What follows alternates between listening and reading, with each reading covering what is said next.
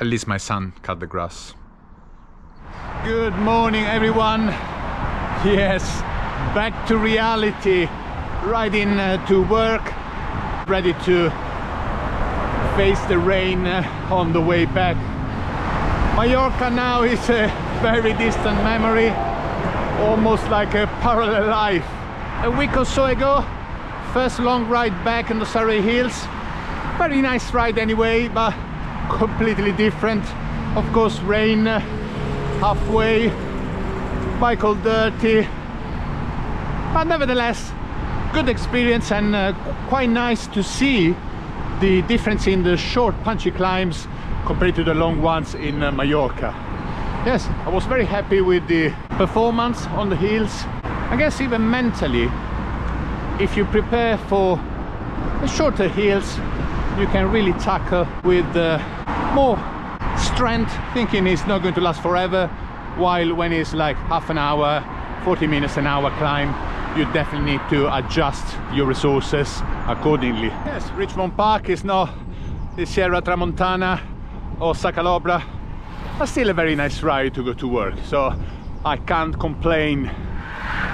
I got also a video in my mind regarding the technical aspects of my Mallorca trip, especially riding a rim brake bike and going around with almost 600 kilometers and 8,000 meters of elevation, including really long and steep descents.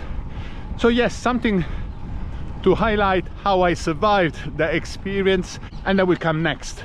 But the reason for today's video is because I took a couple of days off and went to Normandy. Fantastic trip actually. Very interested in all the military installation of World War II and the D-Day, so it was a great experience. And there was a really nice bike shop in a shopping center that I visited, and at first I was excited as always to go in a really well-equipped bike atelier, as they called, because it was really stacked with prestige brands, beautiful bikes, all the accessories that you might want to consider. But after a little bit of roaming around and the initial smiles, I felt a bit of a strange feeling. It does seem to me that almost I don't belong anymore to this current market and the current sport. It's quite strange and a little bit disappointing, because I was going around the bikes, beautiful bikes, but the prices are really way beyond any imagination. And it is a bit sad thinking of my personal experience in bike purchase, when I started with the Merida about £600, then I upgraded with this Canyon Ultimate, yes, used for £1,100, then my third Canyon £1,700 new, and the Velo Build, of course, well, it's a cheap frame at £500. I'm still running my cycling on a budget.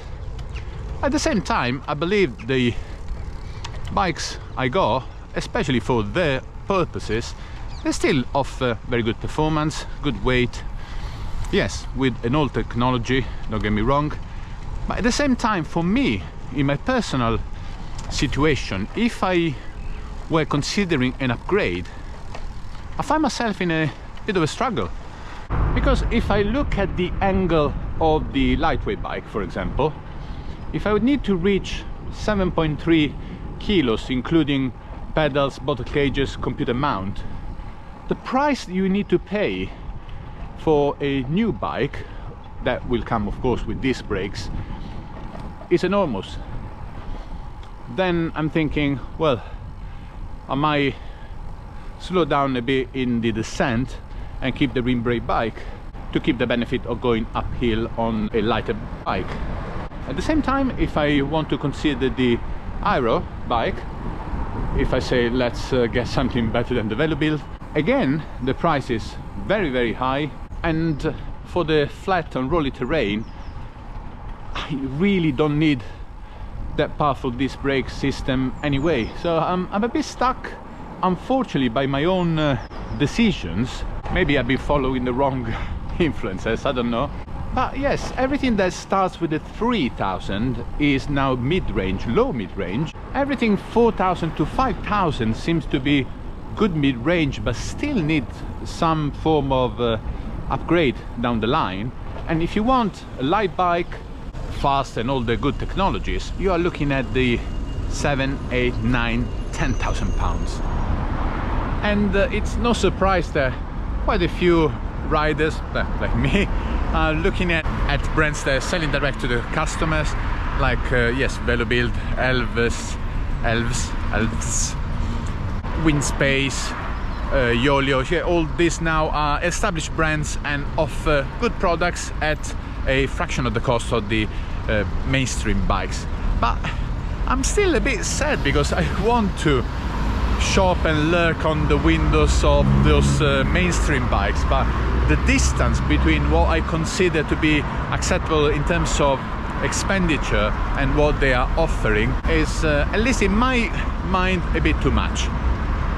If you can invest, of course there are fantastic bikes out there.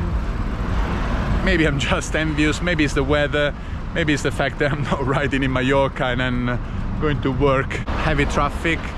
So maybe all these elements have contributed to today's video. Anyway, yes, Mallorca, distant memory. I would love to go back in a bike shop and feel part of today's market. Let's see if anything is going to change.